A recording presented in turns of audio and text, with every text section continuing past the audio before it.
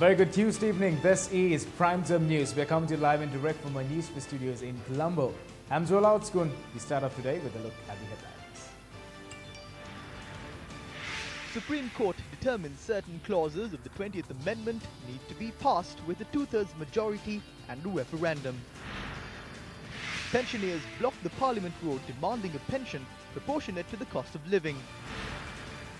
Brawl at the Athanagala Pradeshya Sabha and the Southern Provincial Council. Sessions postponed. Heavy rains to continue. Landslide warnings issued. Basil Rajapaksa, Gotabaya Rajapaksa and Namal Rajapaksa appear before courts. All set for the England-Sri Lanka ODI series tomorrow.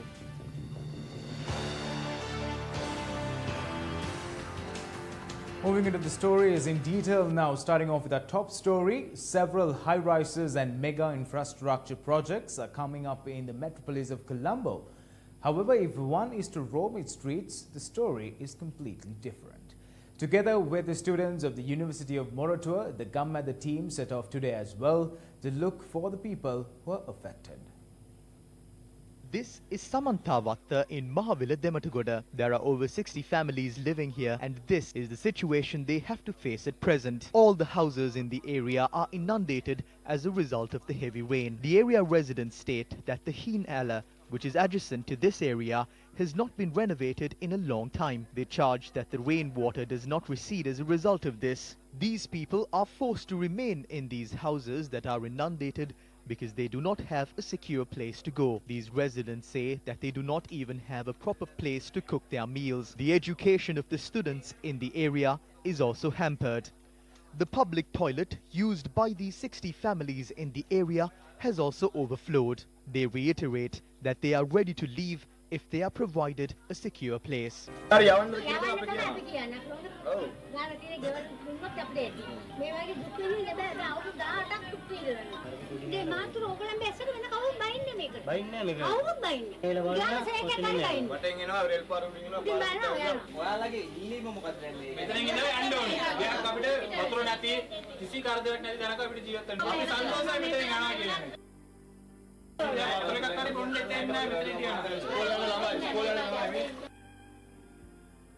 These people residing here have been affected by floods for over 25 years. The people point out that there is no proper water disposal mechanism in the area.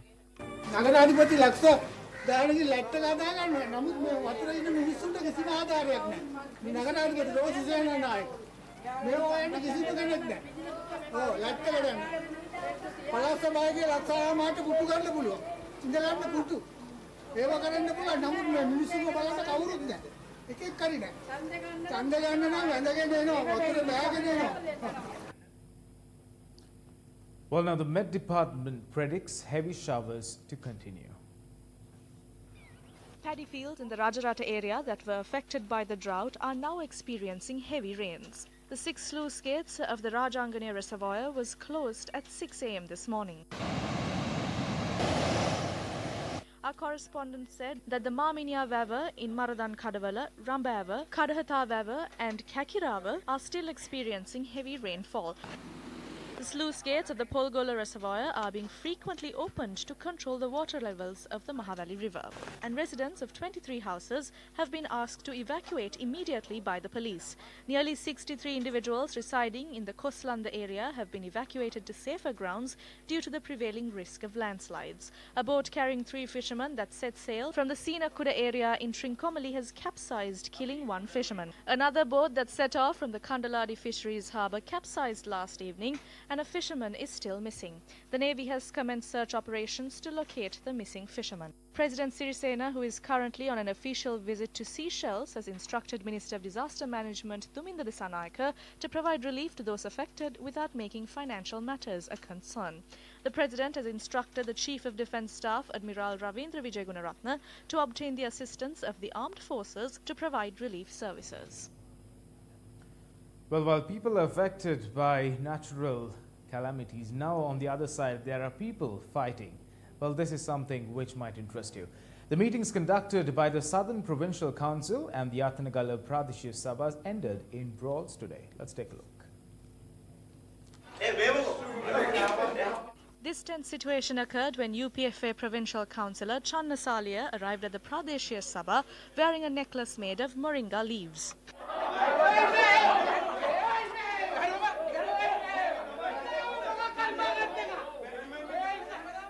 UNP Southern Provincial Councillor TEV Gamini and Ashoka Dhanavansa, who are outside the chamber, attempted to prevent him from entering the premises.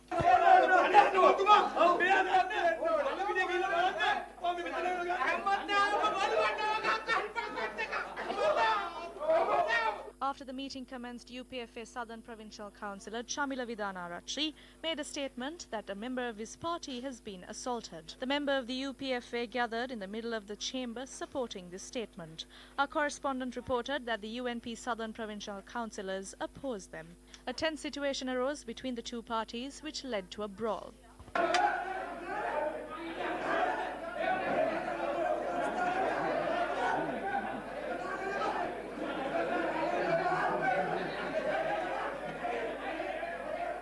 The chairman temporarily suspended the council. Meanwhile, a tense situation also occurred in the Attanagala Pradeshiya Sabha today. This was as a result of a protest staged by the UNP and SLFP provincial councillors. The protest was against a statement made by the chairman of the Sri Lanka Podujana Perumuna about former President Chandrika Bandaranaike, citing it violates women's rights. The attempts made by the chairman to resolve the issue were futile as it aggravated to a brawl. And in news from Parliament today, Deputy Speaker of Parliament Ananda Kumaravasiri announced the Supreme Court's determination on the 20th Amendment to the Constitution, which says several clauses in the 20th Amendment need to be passed with a two-third majority and a referendum. 6 clauses need to be passed with a two-third majority in Parliament. The Supreme Court has decided that 2, 3, 4, 5, 6, 7, 8, 9, 10, 11, 12, 13, 14, 15, 16, 19, 20, 21, 22, 23, 26, 27, 28, 29, 30, 32, 34, 35, 36 and 37 clauses of the 20th Amendment should be passed with a referendum, and 17, 18, 24, 25, 31 and 33 clauses should be passed with a two-thirds majority. According to the statement made by the Deputy Speaker, a two-third majority will be sufficient to pass the 6 clauses of the 20th Amendment. Here's what's mentioned in those clauses. When a no-confidence motion against a minister, state minister or deputy minister is passed, the respective individual will be considered to have stepped down. When the government's appropriation bill is rejected in Parliament, it will be considered as the Prime Minister has stepped down. The clause that provides the power to the President to remove the Prime Minister has been removed. The defeat of an appropriation bill will only be accepted if appropriation bills are not passed thrice within the first 2 years from the commencement of the first cabinet. A draft approved by a referendum, if not signed and enforced by the President, will be considered as approved by the President after a period of 14 days. If a draft needs to be approved through a referendum, if it has received a two-thirds majority, if the President has failed to produce the said bill for a public referendum in 28 days after receiving a two-thirds, then the Elections Commission must act as if the President has produced this for a public referendum. When a no-confidence motion is brought against a minister, state minister or deputy minister, he or she must resign from their respective position. When a political party or independent group takes disciplinary action against a member of Parliament, any court will not be granted powers to examine and provide determination on the matter. Further, there should be no powers to grant concessions through the interim orders. The clause which says matters with public interest that require the determination of the Supreme Court should be done in private and the determination should be provided to the President has been removed. The 20th Amendment was presented to the Parliament by MP Vijitha Herath of the JVP as a private MP's motion. A public referendum will only be submitted if approval from a two-third majority is received. I request that no one in Parliament obstructs this. Instead of the 225 members of Parliament who are obstructing this for their personal gains, let the people decide. Subject to the approval from the two-thirds majority, this will be produced to a public referendum. If anyone disapproves this, it means that they are afraid of taking this to the public. Minister of Finance Mangala Samaraweera convened a media briefing at the UMP headquarters today to provide an explanation about the current economic situation. This is how the debt of the Rajapaksa era increased in 2014. We are making the highest debt repayment of the history. 1.9 trillion rupees this year. We have to pay 4 trillion rupees in the next 2 years. We have to obtain loans to pay this as well. Whatever the people say, we are moving forward successfully and we are facing these challenges. The economy has not collapsed. It will not collapse until Ranil Wickremesinghe and all of us are here. We will not let it collapse. There are a group who calls themselves a group of 16. They are politically desperate. They are daydreaming. And when they keep on saying the same thing, the people living overseas are worried. The investors are scared. They think the government will be unstable and they do not know whether the government will remain or topple. They do not know that the people who are making these statements are fools. We will face the 2019-2020 presidential election very strongly.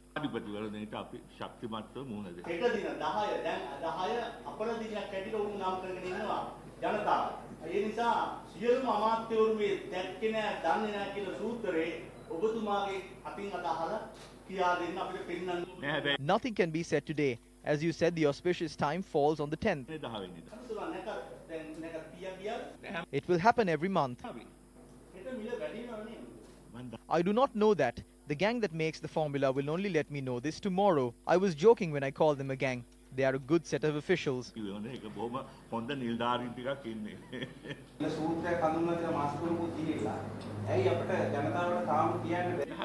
There is nothing to be said. Your heads will be even more confused if you get to know that. Even I don't know the formula. We will let you know that it is no secret. I will give it by next week. I will arrange for it.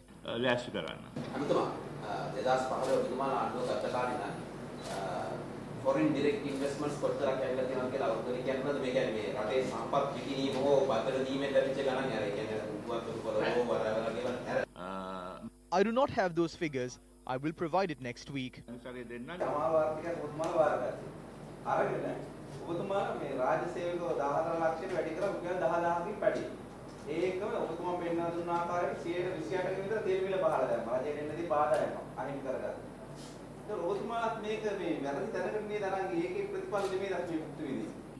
If I was the finance minister at the time, I will not provide so much relief. That is all I have to say. It was revealed at the Presidential Commission today, Sri Lankan Airlines secured a loan in 2017, a portion of which was used to pay the penalty for the cancellation of the aircraft lease agreements. It was also revealed that in February 2017, a further loan of $34.5 million was issued by Standard Chartered Bank to Sri Lankan Airlines, of which $27 million was a bridge loan to pay penalties the airlines incurred due to the cancellation of lease agreements. It was also revealed the airline had incurred a loss due to the airline's inability to meet with the terms of a bank loan obtained from Mashreq Bank. It was revealed the syndicated loan of $150 million was obtained under Islamic banking facilities to pay for these losses. Sri Lankan Airlines had requested Standard Chartered Bank London to act as a loan arranger for the syndicated loan facility arranged between Al Hilal Bank, the Abu Dhabi Islamic Bank, the Noor Islamic Bank, United Bank Limited and Commercial Bank Sri Lanka. It was also revealed that Sri Lankan Airlines appointed Standard Chartered Bank as lead manager for an international bond issue to raise $175 million. These sovereign bonds are due to mature in December 2019. These losses have been made by those responsible at Sri Lankan Airlines, and questions have been raised as to why action has not been taken against them. Why are those responsible not arrested and their passports impounded? Moving on now, General Secretary of the Jathika Hela Urumaya, Minister Patli Champige Ranawika, said that he was the first to reveal details of the economic crisis in the country. Before everyone else, it was me who warned of the imminent economic crisis in 2018 and 19. There is a trade deficit of about 2 to 2.3%. We have to always ask for loans of about $2 billion to balance this. We say that strong investment zones centered around innovation should be established. Also, a large number of Sri Lankans are overseas. We must invite these Sri Lankans who are overseas to come and invest dollars in the country as patriots. Close to 2 million Sri Lankans are permanently residing overseas. If one person invests $1,000, that will add up to a total of $2 billion. As that money comes in, there will be no trade deficit. $1 billion දෙකයි. $1 billion දෙක ආපු හැටි මෙතන වෙළඳ හිඟයක් නැහැ. Now, the joint opposition says the current government has obtained the highest amount of loans in the history of the country. Money invested in sureties following the daylight robbery at the central bank was $1,093 million. The money deposited in the treasury bills and bonds were taken. Stocks worth 90 billion rupees invested in the stock markets were sold. 1,112 billion rupees loans obtained in 2015 is the highest recorded loan amount obtained in the history. In 2014, 20.2 billion worth foreign loans were obtained to finance the budget. In 2015, 222.2 billion was obtained. When 222 billion worth loans were obtained by Ravi Karunanayake, foreign debts were increased by 1,000% in 2015. The 7.5 economic growth rate recorded during Mahinda Rajapaksa's time was decreased to 3.1%. What else do they need to prove that the economy is collapsing? The National Movement for Social Justice convened a media briefing in Colombo today. The economic issues in our country, the social issues as well as the difficulties faced by the people due to environmental hazards are also on the rise. It is the responsibility of the government officials to address these issues. However, we are witnessing a very indecent power struggle. We request both leaders of the government to solve their issues and intervene in peaceful manner to resolve the issues faced by the people. People are waiting for the government to resolve these issues. Our request is to spend time on solving these issues and to develop the party and engage in governing activities in a civilized manner. When addressing an event yesterday, Governor of the Central Bank, Dr. Indrajit Kumaraswamy, expressed these views. So where is this collapse? I really want to know, where is this collapse? And people going around saying the economy is collapsing are not being helpful. It is an extremely anti-nationalist thing to do because they have to back it up with data. Back it up with data. By all means do that. But the data doesn't seem to indicate that. Well, now we have some financial information for you. Take a look.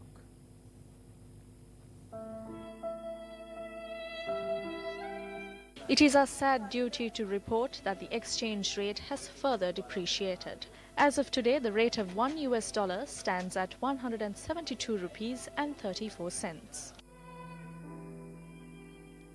International perspective.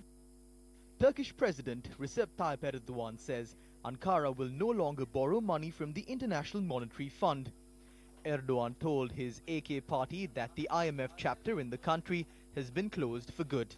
Last week, Erdogan's government was criticized by opposition party CHP for the hiring services of international consultancy firm McKinsey to estimate the Turkish economy every 3 quarters. The opposition says it shows a lack of confidence in the country's economy.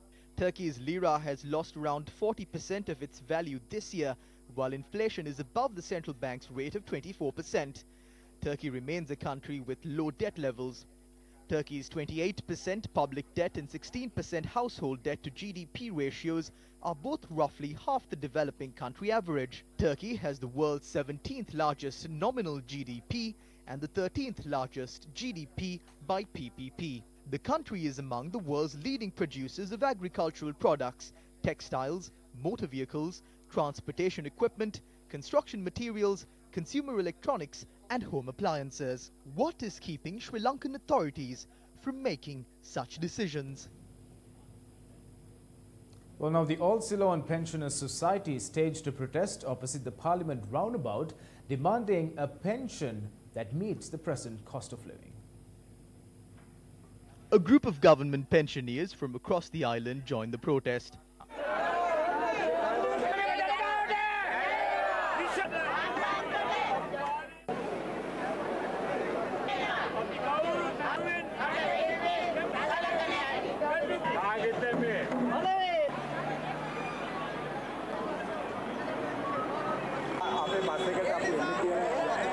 Flow of traffic along roads close to the parliamentary roundabout were delayed for about 2 hours due to the protest.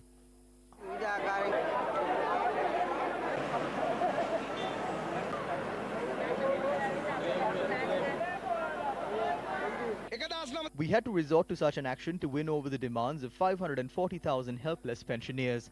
This is a request to grant back the rights of the pensioners that was thrown away by the 1978 Constitution. The second demand is to solve the salary anomalies that have been there from 2006 to 2016. Also, we ask that all living members be given an Agrahara insurance. The protest lasted for close to 3 hours. General Secretary of the All Ceylon Pensioners Society, UL Lianage, said that the police allowed 5 representatives from among the protesters to meet the Deputy Speaker. He added that a letter with their demands was presented to the Deputy Speaker, and the Deputy Speaker promised to hand over the letter to the Speaker. This is the response to the protest by ministers and parliamentarians. Today I had 3 questions in Parliament. I left home at 12 and I was stuck for about an hour. I got off at Rajagiriya and got onto a motorcycle and came here. Something should be done about this. Some days the traffic doesn't move. The government is in the process of having discussions and preparing a report on the matter. However, we will work towards removing the salary anomalies of these pensioners in the future. When salaries are being increased, is it because these pensioners do not feel the burden of the cost of living that they are not being included in this? He is talking politics. He was also in the government. Why were you in the government? You were in this government as well as in the previous government. You are an opportunist.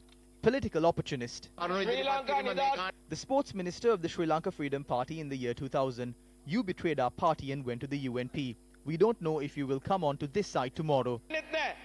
It must be noted that monies in the Employees Provident Fund, the largest social security scheme in Sri Lanka, set up for the benefit of employees in the country, was invested across many sectors, resulting in losses. The EPF suffered a 18 billion rupee loss from the bond scam. It suffered a 28 billion rupee loss from the investments made in the stock market from 2008 to 2011. At the Presidential Commission, it was revealed the EPF invested in Sri Lankan Airlines, and until today, no dividend had been paid. In addition, the EPF had invested 495 million rupees in Cargill's Bank and another 5 billion rupees in Canwell Holdings with no returns. It has also been placed on the record that in 2010, 500 million rupees from the EPF was invested in Sri Lankan Airlines, violating many regulations and many questions as to why the EPF money is being wasted in such a manner. Is it not a crime to destroy the Employees Provident Fund like this? Meanwhile, 3 members of the Rajapaksa family appeared before court for several cases today. Former Defence Secretary Gotabaya Rajapaksa appeared before the Permanent High Court trial at bar for the case filed over the misappropriation of funds for the construction of the D.A. Rajapaksa Memorial Museum in 2014. The Permanent High Court trial at bar decided to take up the case continuously for hearing from the 4th of December. When the case was taken up today, Justice Sampath Abekon questioned who the lawyers representing the defendant are. PC Romesh De Silva said that the lawyers would be appearing as usual. The head of the bench said that during the previous hearings, a list of 70 lawyers were present before court as lawyers appearing on behalf of Gotabaya Rajapaksa, and thereafter a list of 33 lawyers was produced. The judge said that the lawyers who are appearing should be informed daily. A newspaper article said former President Mahinda Rajapaksa is bringing Basil Rajapaksa forward after dropping you. These are matters to create tensions within the family. Mahinda has not decided who will be coming forward. If I am to name a person, I will name Basil Rajapaksa. The people have to look at that. That is my opinion. With the situation at hand, the country as well as the people are in an unfortunate state. As the opposition, the duty would be to chase away this government and create a government that can develop the country. That is the duty of the opposition. The government needs to be toppled. I do not know how it can be done, but that is what should happen. Justice A.A.R. Heyantuduwa ordered that the case against former Minister Basil Rajapaksa and the former Director General of the Divinaguma Development Department, Kitsiri Ranavaka, be taken up at the Colombo High Court. This was after a request was made to transfer the case to the Homagama High Court. The case is against 36.5 million rupees belonging to the Divinaguma department being spent to purchase GI pipes for political activities during the presidential election. The case was postponed until the 16th of January. Sir, it is said that you held discussions with the president. 3 Rajapaksas have arrived at the Halsdorf court. We have to spend most of our time here. They said that the milk packets were not toxic. I was not there at that time. It is said you have been nominated for the presidential election. No, there is no such thing. We will decide after holding discussions. MP Namal Rajapaksa was in court for the case filed under 15 separate charges in generating an income of 30 million rupees through a transaction between Growers Corporate Services Private Limited and another company. The case is to be taken up again on the 30th of November. A very good evening to our viewers. I'm joining you from the news studio to bring you details of a mafia in the sugar importation industry as well. I hope that you remember or recall the recent tax structure was changed for the importation of sugar, and the ministers responsible, the authorities came before the people and said this increase in the tax will not affect the retail market. But when this was done on the 17th, certain companies, 3 companies to be precise, had about 60,000 metric tons of sugar in the country. Now, with time going by, the Consumer Affairs Authority is the authority that should maintain and make sure that these control prices is imposed on all the companies equally.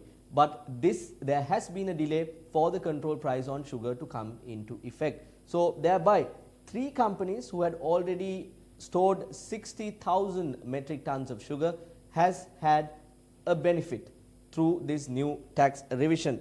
Today, 70,000 metric tons, 700 metric tons was required. Tenders were called for Lanka, Satusa. Only 2 companies out of the 3 companies that I just mentioned came and provided their bids, because none of the other companies were able to import any sugar into the country after there was a change in the tax system. Now, they had provided these tenders for very high amounts. Around 100 rupees were the 2 tenders. One was 100 rupees and 40 cents and the other was 100 rupees and 89 cents. Now, where is this so-called mafia that we are talking about? The profit that these 2 companies have earned as a result of the increase in the tax, though the government came before the people and said it will not affect the people, if it will not affect the retail market, stands at a staggering value, and that value is the value that I write on the screen right now. It stands at rupees 600 million. So this benefit for the increase in taxes, has it gone to the people? Has it gone to the pockets of a certain key people in the government? That is a question that is up for debate. Joel, thank you for the opportunity. It's back to you. Well, thank you very much, Chaturanga, for that presentation. Moving on with more news, leader of the National Unity Alliance, Asad Saleh, convened a media briefing in Colombo today. The city of Colombo is affected by floods even due to the smallest rain. Today a situation has arisen where garbage cannot be collected in Colombo. Madam Rosie is very busy. What is she busy for? Miss World and Mrs. World are coming here. They only have time to welcome these people at the municipal councils. They have time to meet these foreigners. She doesn't have time for the problems of the citizens of Sri Lanka or the residents of Colombo. There hasn't been a municipal council like this in the history of the country. At least 1 or 2 ministers out of the 6 ministers in the financial committee of the Colombo Municipal Council should be from the opposition. But for the first time in history, all 6 ministers are from the government, making it easy for them to steal. The son accepted he took money from Aloysius. Now go see what the UNP is doing. Now that son is made the director of Telecom. Telecom will have a good time as well. Well, speaking at an event in Colombo recently, State Minister of International Trade Sujiva Senasinghe commented about the ease of doing business in the country. Our ease of doing business ranking is about 110, appalling. We have gone down about 15 to 20%, and I was in charge of that to get it up to about 80 to 70 for about 1 month, and I don't know now who's handling that. With all the good work we have done, other than these are doing business, and probably the growth rate also, you would have been happy if it had been about 5.5% by now. But with the changes also, I was realizing with all the changes we brought, the democracy, the rule of law, good governance also, sometimes we are not used to it also. Good governance means that politicians don't take charge of government institutions. The bureaucracy will take charge of that. So the bureaucracies also now have become politicians. So very difficult to get things done. That is why our ease of doing business ranking is 110. If you have a dictator, we can improve that up to about 80 or 85. You can't bring changes all of a sudden. And when they were discussing even the FTAs, I was saying, a lot of good will come out of the FTAs, but there are certain sections will get affected overnight. Certain industries. You have to be sensitive about those people also. If it happens to you, this is the main thing. Just think, if it happens to you, how you will feel. Sometimes legislators, they like to do the right thing, but they don't feel how it will affect the person who will get affected by this change. You need the change, but it must happen gradually. Well, Dinesh Chandimal says Sri Lanka hopes to avoid issues regarding slow over rates when it goes head-to-head with England in the ODI series, which begins tomorrow. Last 2 to 3 years, we were struggle with the slow over rate. I mean, that's main thing. I mean, between the overs, we didn't change that quick.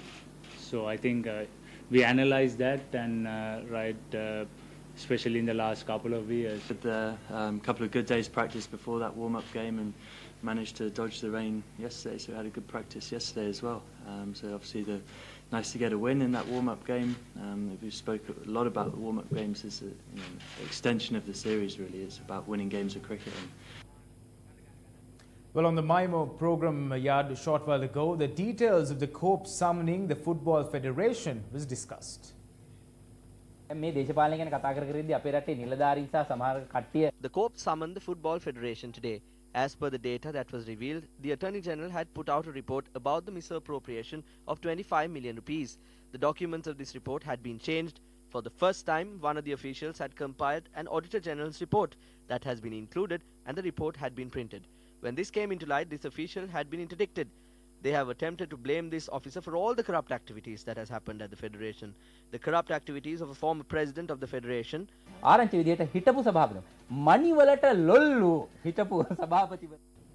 with that, we wrap this edition of Prime Time News. Thank you for stopping by. I'm Joel Outspoon. Take care. Good night.